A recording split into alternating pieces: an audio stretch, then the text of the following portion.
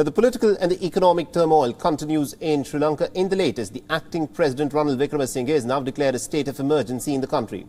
And this comes as Sri Lanka is all set to elect a new president on the 20th of July.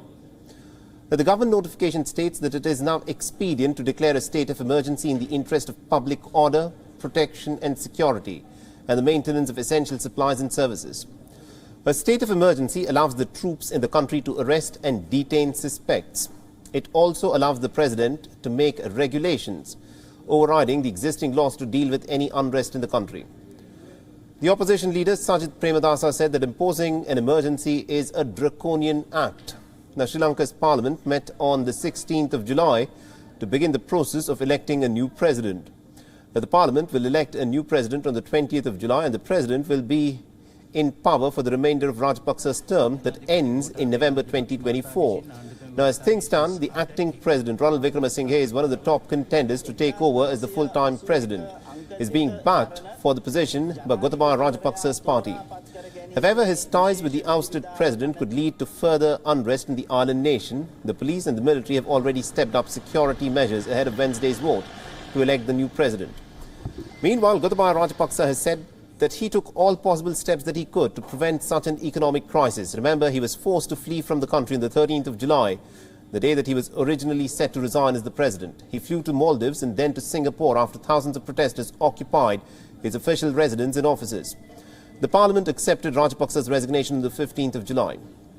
Sri Lankan citizens have been enduring severe shortages of essentials since last year, and this came after the country ran out of foreign exchange to finance even the most vital imports. The country defaulted on its $51 billion foreign debt in the middle of April. They are in talks with the IMF for a possible bailout. And now to give us more updates in terms of what is actually happening in Sri Lanka, we are joined in by our correspondent Dasuni Athauda, who is joining us live from Colombo on this issue. Good afternoon to you, Dasuni. So this is the latest bit of information that we are given to understand that Ranil Wickremesinghe has imposed a state of emergency that gives him sweeping powers to crack down on any unrest. What are we looking at here? Yes, Saleh, this came into effect just this morning, and this was given under the directive of the acting president, who was also a prime minister, Ranil Wickremesinghe. Now, this is sort of more of a precautionary measure, given that the next 2 days, the 19th and the 20th of July, here in Sri Lanka will be crucial, as we are just mere days and hours away from electing a new president here in the country. Because Sri Lanka has been seeing a steady series of tensions and clashes in the past few weeks, that might have been the main reasoning for this emergency law to have come into place. But we also know how the emergency law failed in previous occasions in the past few months, especially when Sri Lanka's political crisis was worsening as well. So it will be interesting to see whether acting President Ranil Wickremesinghe's move to impose emergency law will finally be ratified in Parliament, because that is also a mandatory requirement when you impose emergency law here in the country, that it must be ratified in Parliament within a stipulated time. Absolutely, that's interesting. Now, Dasuni, I also want you to weigh in on how things will pan out in the presidential polls in the next couple of days.